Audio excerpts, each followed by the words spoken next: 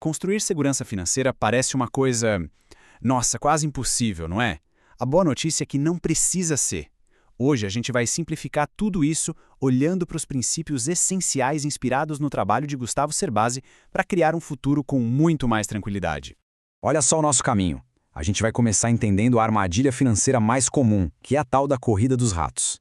Depois, vamos ver os 4 erros que nos prendem nela. E aí, a gente parte para a solução. Qual é o objetivo real, qual a fórmula para chegar lá e, o mais importante, um plano prático para colocar tudo isso em ação. Mas antes de mais nada, vale uma pausa para uma reflexão bem honesta. Essa pergunta aí na tela. Existe tranquilidade em relação ao futuro? Ela toca num ponto que mexe com muita gente. É uma ansiedade comum e é a partir daqui que a nossa conversa realmente começa. E olha que interessante, essa preocupação não é nova. Charles Dickens, lá no século XIX, já tinha sacado a matemática da vida. A diferença entre a felicidade e a miséria financeira não está nos grandes números, mas naquela margenzinha, sabe? Aquele pouquinho que sobra. É exatamente a falta dessa margem que joga a gente na situação que a gente vai ver agora. E aqui chegamos no nosso primeiro ponto, a famosa corrida dos ratos. É um nome que descreve perfeitamente aquele ciclo que muita gente vive. Trabalhar, ganhar, pagar contas e o dinheiro some. Aí o ciclo recomeça. É um esforço sem fim só para manter um estilo de vida que muitas vezes é construído em cima de dívidas. O Cerbasi até criou um termo para isso, o homem olerite. É aquele profissional que pode até ter um bom salário, mas vive preso. O dinheiro que entra já tem dono, já está comprometido. A sensação é de correr, correr, correr e nunca sair do lugar.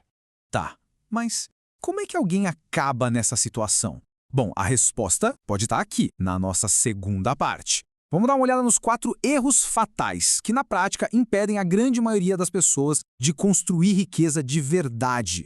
E o ponto-chave é que isso aqui não é só um deslize ou outro, são verdadeiras armadilhas de mentalidade.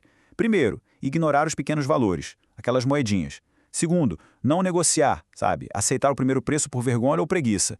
Terceiro, não ter percepção financeira, que é basicamente não entender as regras do jogo do dinheiro. E o quarto, que talvez seja o mais grave de todos, não ter a menor ideia de onde se quer chegar. Viver sem um plano, sem um mapa.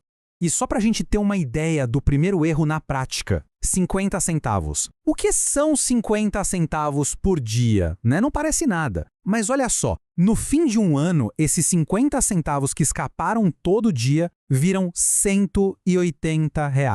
Um dinheiro que simplesmente evaporou. Ok, chega de falar de problema, né? Vamos olhar para a solução. A terceira parte da nossa análise muda o foco, porque o objetivo real não é só ficar rico, é algo muito mais poderoso. É alcançar a independência. E a grande virada de chave acontece aqui, na mentalidade.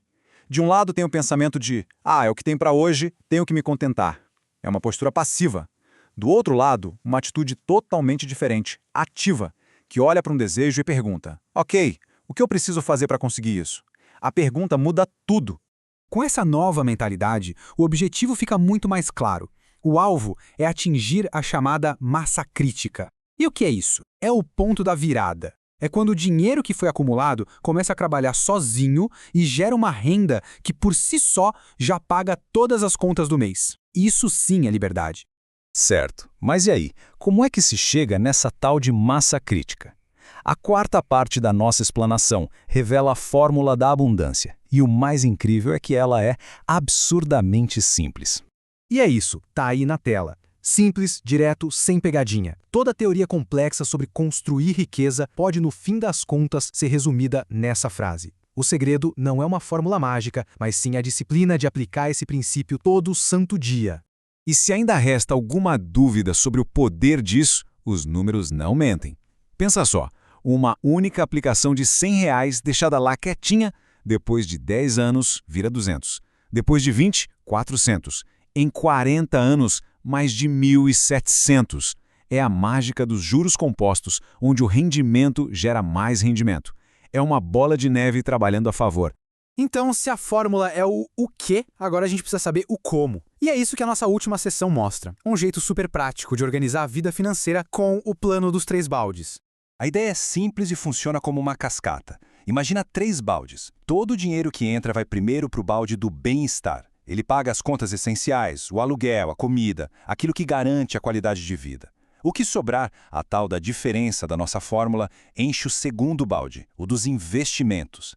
E só depois que esses dois estiverem cheios, o que transbordar pode ir para o terceiro balde, o do luxo. A ordem das prioridades fica super clara.